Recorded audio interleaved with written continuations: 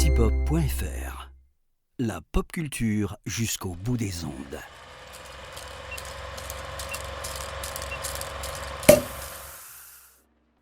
Bonjour à toutes, bonjour à tous.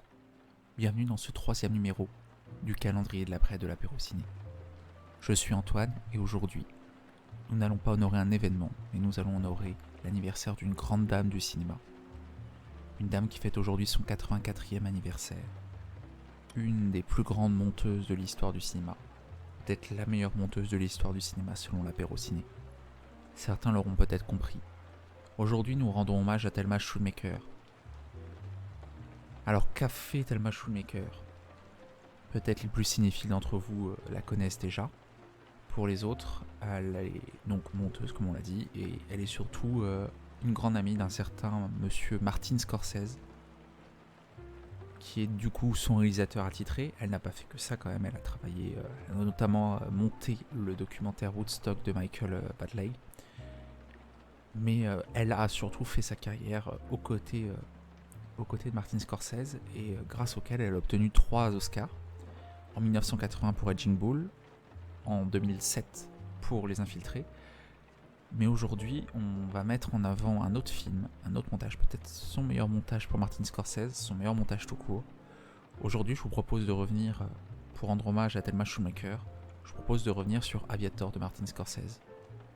On est donc un film de 2004 qui est une biographie d'Howard Hughes, personnage gargantuesque qui a notamment réalisé Les Anges de l'Enfer. Et donc on va vous donner 3 raisons pourquoi il faut absolument que vous voyez Aviator. La première raison, c'est presque évident vu le sujet, c'est pour le montage de Thelma Schoonmaker. C'est un film qui est gargantuesque, qui a la grammaire scorsésienne à tout bout de champ, et la grammaire scorsésienne repose vraiment sur le talent de montage de Thelma, qui se donne à son maximum ici. C'est florissant, c'est intelligent de scène en scène. Elle réalise un travail énorme, surtout que le film est un beau morceau de bravoure puisqu'il dure 171 minutes quand même, en version non censurée. C'est un film gargantuesque donc, et Thelma n'y est pas pour rien dedans. Et c'est vrai que pour la deuxième raison peut-être, c'est la performance de DiCaprio qui joue donc Howard Hughes, qui signe à n'en pas douter pour l'apéro ciné sa meilleure performance chez Scorsese. Peut-être sa meilleure performance tout court, on le pense, c'est à débat. Leonardo qui va perdre l'Oscar cette année-là face à Jamie Foxx pour Ray, une autre très grande performance d'acteur, on y reviendra peut-être un jour.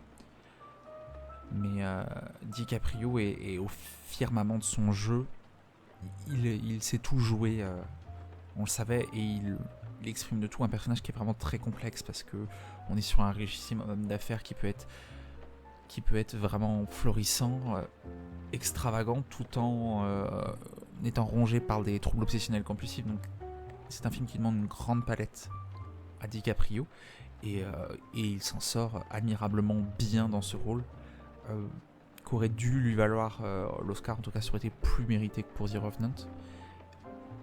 Et aux côtés d'un reste du casting qui est pas en reste, Kate Blanchett notamment, qui joue Katharine Hepburn et qui va obtenir l'Oscar de la meilleure actrice dans un second rôle pour ce film. DiCaprio rayonne dedans et aurait mérité complètement la statuette. La troisième raison, on aurait pu dire la mise en scène de Martin Scorsese, mais c'est tellement en évidence, on en a parlé juste avant. Je vais revenir sur faire un double point associé, c'est surtout que la production autour de ce film. Donc le film a eu 5 Oscars, meilleure actrice dans son rôle pour Cate Blanchett, on l'a dit, meilleure photographie, meilleur montage, meilleur mixage de son, mais il a aussi eu meilleur décor, meilleur costume. Et c'est vrai que en termes de production, alors on est sur un blockbuster avec un gros budget, ce qui aide évidemment, mais on a un travail sur les décors, les costumes en termes de texture, en termes de couleur. Les costumes sont signés Sandy Powell, elle aussi qui travaille régulièrement avec Martin Scorsese. Les décors sont de Dante Ferretti et de Francesca Lo Schiavo. Tout est sublime, tout patine, tout rayonne aux yeux. C'est un film qui est beau par sa richesse en ces tout points. C'est un film qui est riche à l'image d'Howard Hughes, de sa folie.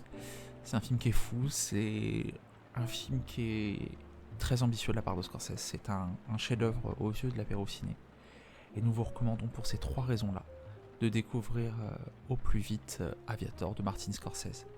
C'était le calendrier de l'après de l'apéro ciné. Je vous souhaite une bonne journée et je vous dis à demain pour un nouveau numéro.